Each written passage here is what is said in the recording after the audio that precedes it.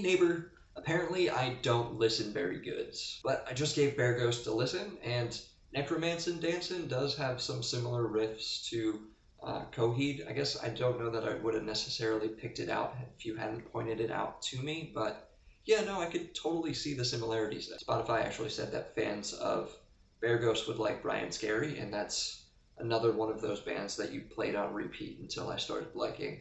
I've never actually listened to it without you, but I know it because of you. Those two kind of are similar in tone, I guess. I think the tone of Brian Scary with the kind of the riffs of a Coheed. I think that's what Bear Ghost is. I'm obviously not going to see Detective Pikachu opening night because that would be tonight, and I am at home getting ready for bed.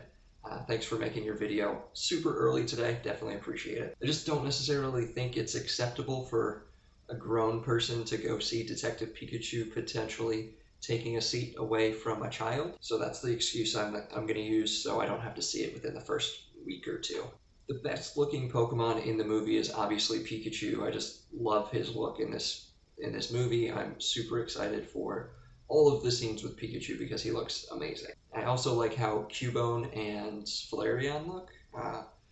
Whatever Flareon's doing when he makes his appearance is super cool. I'm not really sure if I'm sold on Greninja and Blastoise though. The water Pokemon do kind of look a little bit off in my opinion. I'm not really sure how you like Mr. Mime. He kind of looks like Mr. Mime, and Mr. Mime is super creepy, just like Lickitung.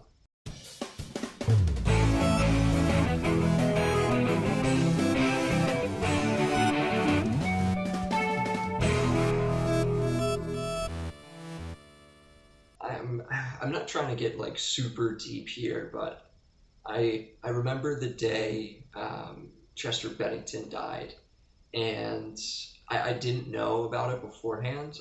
I'm in the car on my ride home listening to one of my favorite radio stations down here, and it's like back to back to back Linkin Park, and I'm just like, wow, they're playing some really good songs today. And then um, the radio personality gets on, and he's like talking about the suicide prevention hotline, and um, then I find out what happened, and it's just like gut wrenching.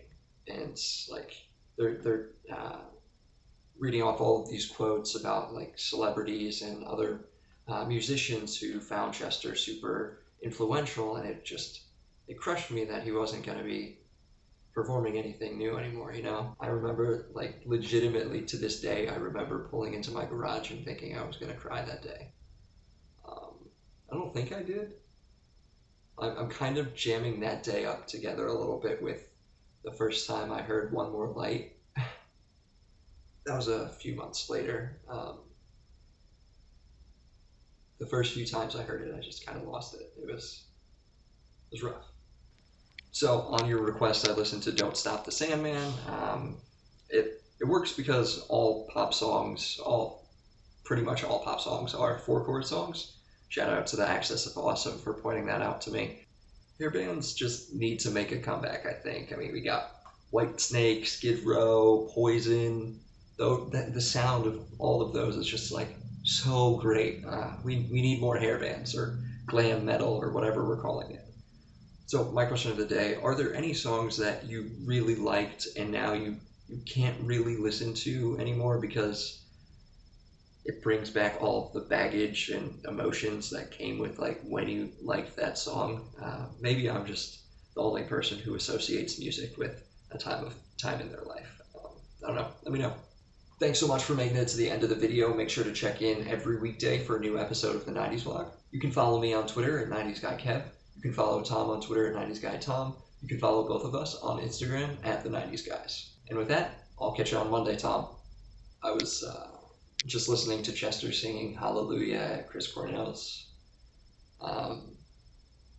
funeral, and then I turned on the time he sang the chorus of Hunger Strike with Chris Cornell. God, I'm in quite the mood right now. Definitely not the headspace I need to be in right before bed.